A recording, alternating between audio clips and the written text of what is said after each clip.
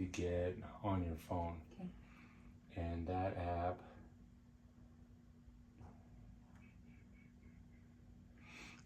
is called Tone Pacer Pro. Tone Pacer Pro. Okay. Okay. And it looks like that when we open it. Okay. Okay. And it allows us to put the binaural beats, either this is with both sides, this is on the right, this is on the left. Okay, so I can select, what I want to accomplish.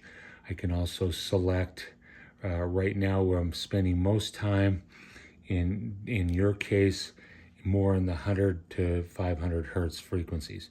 If you're putting your head back and you get that, and we would normally do a caloric in that direction, then it's going to be it's going to be a 500. Okay. Okay. If I'm this way or this way, that's 100.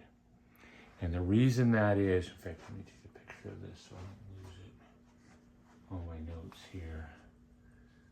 This is a case that's losing your sense of taste. Oh no. So, and that's all the information to allow me to do layered therapies to put it back.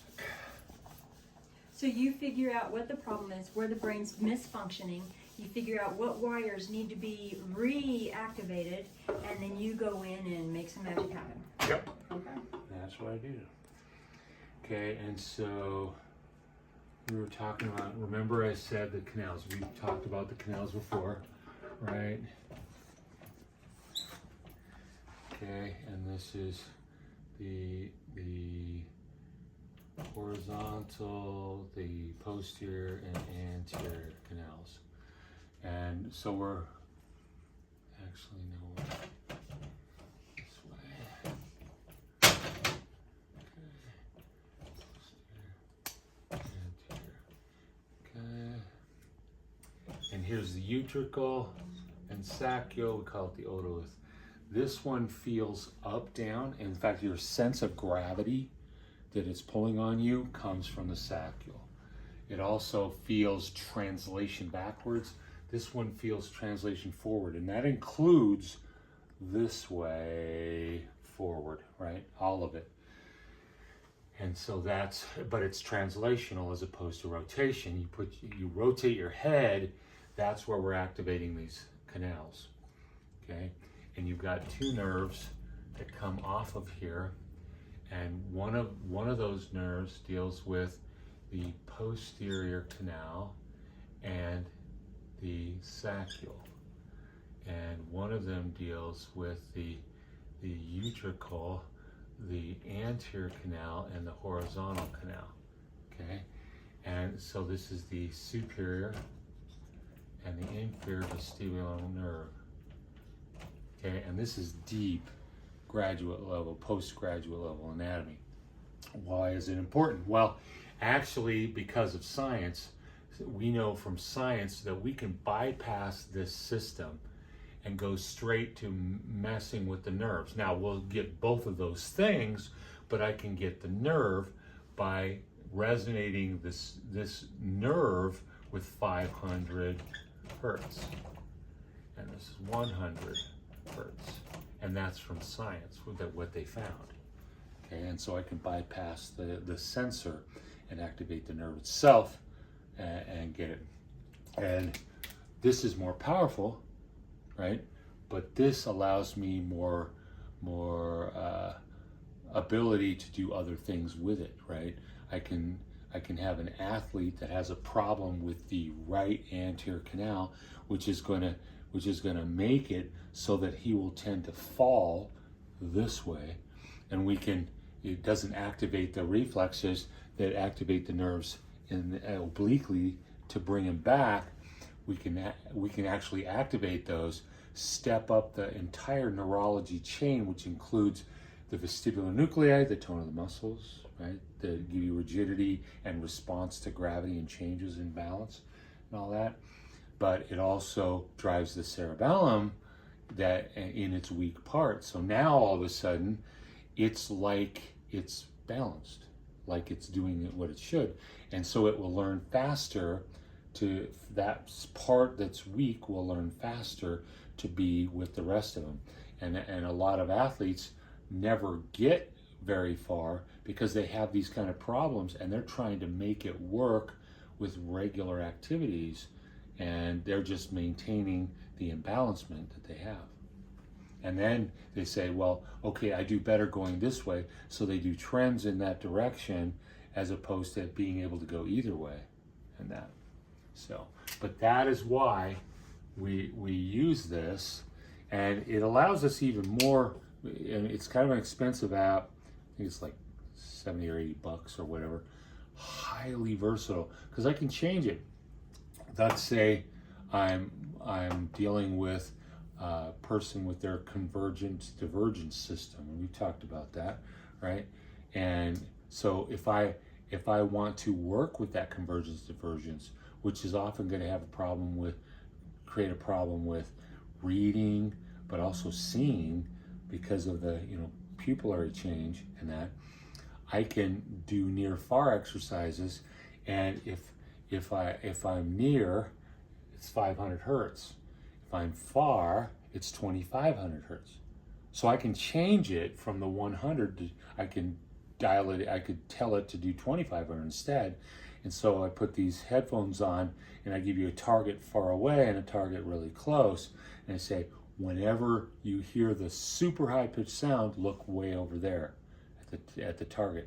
Whenever you hear the lighter sound, which is actually kind of a high pitched sound, but by comparison, it's low now. And then you look at the near target and you can practice near far and train the system to do better and better and better. And that's a lot of people wearing glasses that could resolve that. So.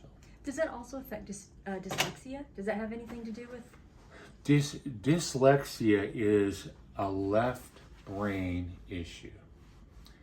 If we were to say there's an analog to autism, it's dyslexia. Okay.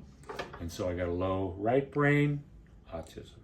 Low left brain, high right brain, dyslexia.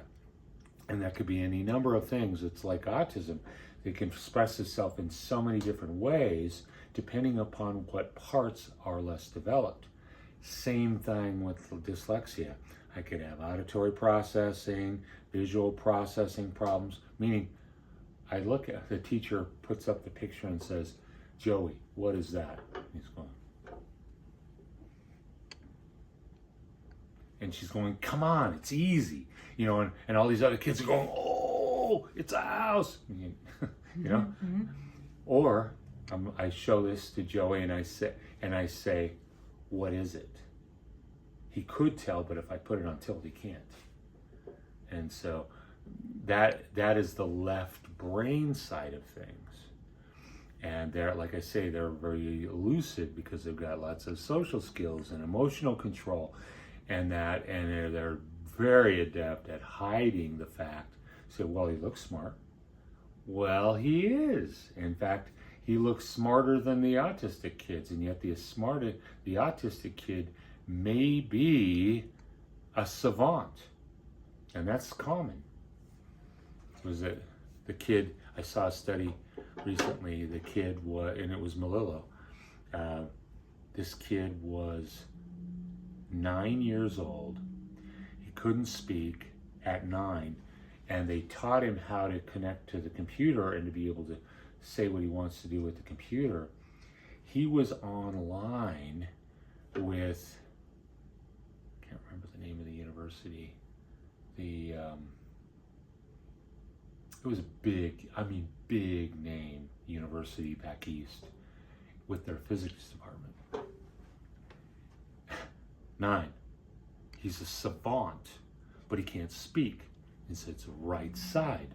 Why right? I thought all the speech centers were on the left. They are, right? Emotion speech is on this side, but also, why am I speaking in the first place? What is the value of me speaking? Until that circuitry is built, I can't even see the value of speaking. And that's what happens with autistic kids. that they'll all of a sudden break into speech when we get enough of that right brain. It's called Broca's on the left. It's not called Broca's on the right, but it's the same thing, but it's the part that does the value of speech, the reason I'm doing it, and the emotionality of speech, the inflections. You hear somebody in their monotone, Bueller, Bueller, Bueller, he's autistic. He doesn't have any emotionality to what he's saying. Okay, does that make sense? Yes, and are you able to fix those with your neuro? Like, are you able That's to go what in and I do. help people with? That's what I do. So dyslexic and autism and Dyslexia, ADD and ADHD, they don't need the medications, just they need brain. neuro. To me, it's just brain, right? To me, it's just what parts aren't doing what they should and why. And I'm much more interested in the why than I am the what.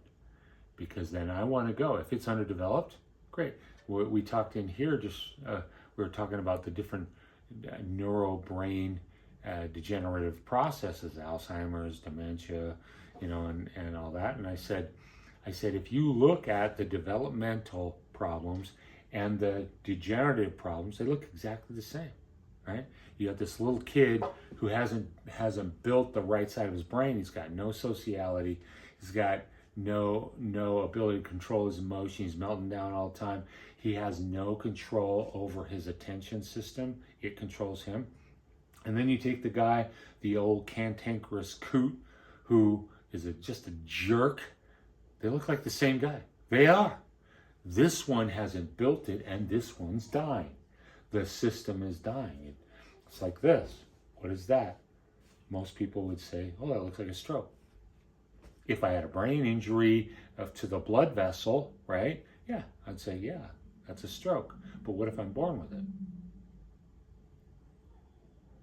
It's a different name. What if I get it because I'm not immune? MS. What if I get it because I had trauma? I'd say traumatic brain injury. But it has the same impact, right?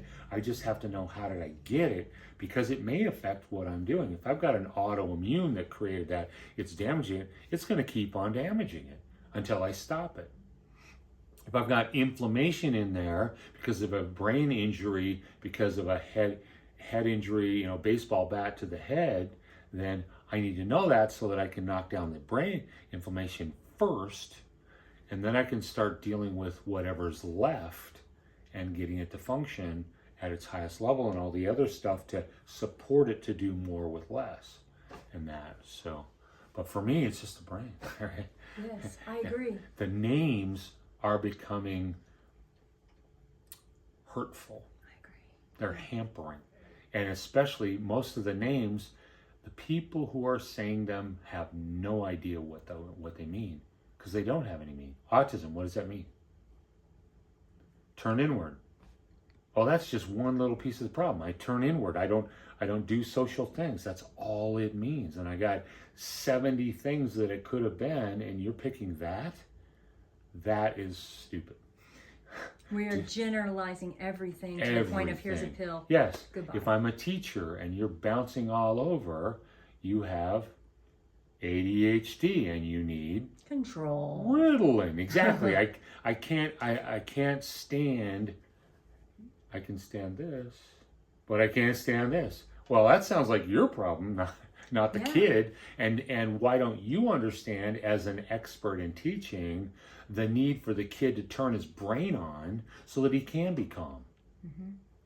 Peppermint, things like that in the classroom. Helpful? Potentially, yeah. And then even individual things like here's something to move, right? In Washington, you can get the state to pay for a wobble chair, a portable wobble chair for a kid if he's been diagnosed, so he can sit there, and when he needs to, he can start wobbling. Well, every kid needs to be diagnosed, and they all need a wobble chair. They all need a wobble chair, especially now. Uh-huh. It's gotten so much worse than that. But the whole system is just the school system here. I mean, I love tearing them down. I mean, I've actually talked to one of the head people, did a whole presentation, and I know her. I mean, I voted for her.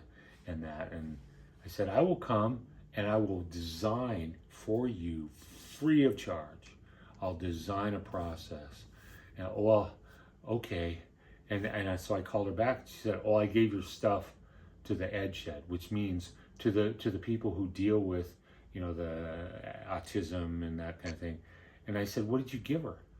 "I gave you a presentation that I give to doctors, and I had to dial it down, and there were no notes. What did you give her?" And you didn't even give her my number, right? And she didn't even call. I said, "How can you say that you care one iota about these kids?" I said, "I figured that at least you would, being a grandma, but apparently not. This is getting in your way, right? You've got your system, and you're going to roll along with that system." And I'm finding just about all the organizations are that way. So if anybody would like to start a charter school and have the right way to do things, they need to get a hold of you. Give me a call. Happy to go through it. So many people are going to homeschooling and other opportunities, Christian schools, private schools, paying big bucks, trying to get that. But the curriculum is the same. They're trying to It's still not helping. what they were getting 15, 20 years ago. Now they got to pay for it out of pocket. And why are we still paying for this junk that they're shilling out to us? That's my contention. Hey, just shut it all down and let's start over. I agree. Take all of those administrators and just fire them. Say, "You guys stink. All your PhDs are useless." No, they're counterproductive. They're hurting people. And so, yeah, you got me on that. Yeah, we got to get off that bandwagon. Yeah.